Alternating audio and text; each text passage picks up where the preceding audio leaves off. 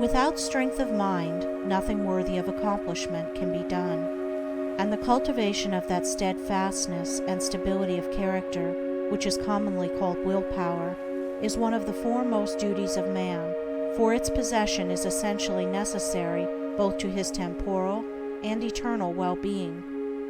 Fixedness of purpose is at the root of all successful efforts, whether in things worldly or spiritual, and without it, man cannot be otherwise than wretched, and dependent upon others for that support which should be found within himself.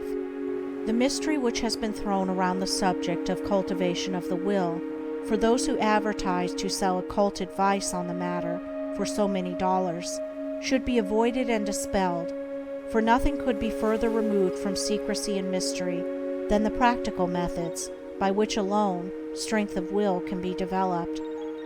The true path of will cultivation is only to be found in the common everyday life of the individual, and so obvious and simple is it that the majority, looking for something complicated and mysterious, pass it by unnoticed.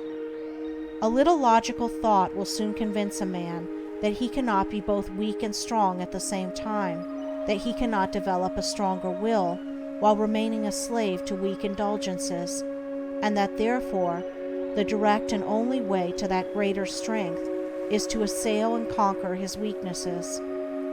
All the means for that cultivation of the will are already at hand in the mind and life of the individual. They reside in the weak side of his character, by attacking and vanquishing which the necessary strength of will be developed. He who has succeeded in grasping this simple, preliminary truth will perceive that the whole science of will cultivation is embodied in the following 7 rules. 1. Break off bad habits. 2. Form good habits. 3. Give scrupulous attention to the duty of the present moment. 4. Do vigorously and at once whatever has to be done. 5. Live by rule. 6. Control the tongue. 7. Control the mind. Anyone who earnestly meditates upon and diligently practices the above rules will not fail to develop that purity of purpose and power of will which will enable him to successfully cope with every difficulty and pass triumphantly through every emergency. It will be seen that the first step is the breaking away from bad habits. This is no easy task. It demands the putting forth of great efforts, or a succession of efforts, and it is by such efforts that the will can alone be invigorated and fortified.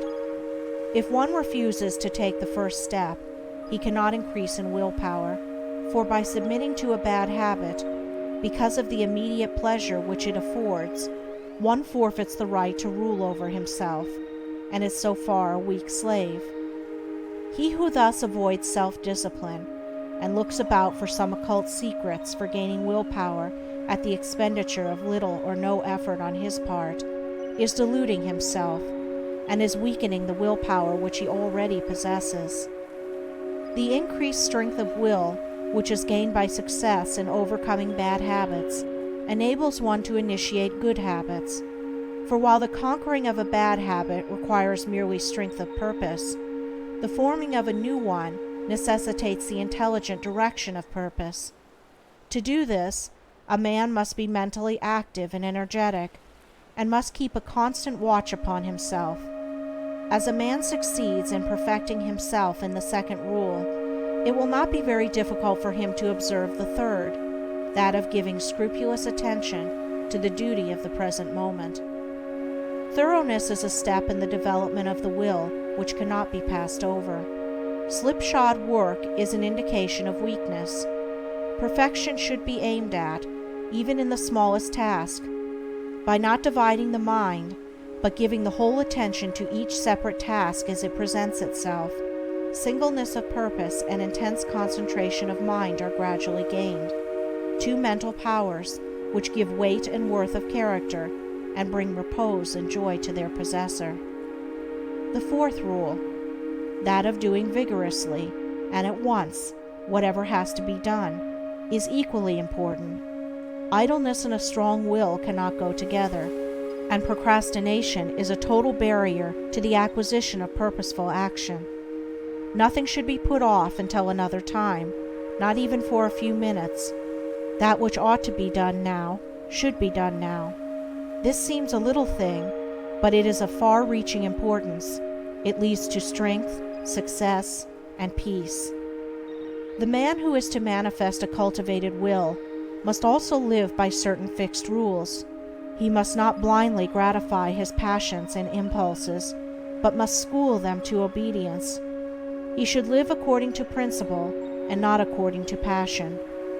He should decide what he will eat and drink and wear, and what he will not eat and drink and wear, how many meals per day he will have, and at what times he will have them, at what time he will go to bed, and at what time he will get up. He should make rules for the right government of his conduct in every department of his life, and should religiously adhere to them. To live loosely and indiscriminately, eating and drinking and sensually indulging at the beck and call of appetite and inclination, is to be a mere animal, and not a man with will and reason. The beast in man must be scourged and disciplined and brought into subjugation, and this can only be done by training the mind and life on certain fixed rules of right conduct. The saint attains to holiness by not violating his vows, and the man who lives according to good and fixed rules is strong to accomplish his purpose. The sixth rule, that of controlling the tongue, must be practiced until one has perfect command of his speech, so that he utters nothing in peevishness, anger, irritability, or with evil intent. The man of strong will does not allow his tongue to run thoughtlessly and without check.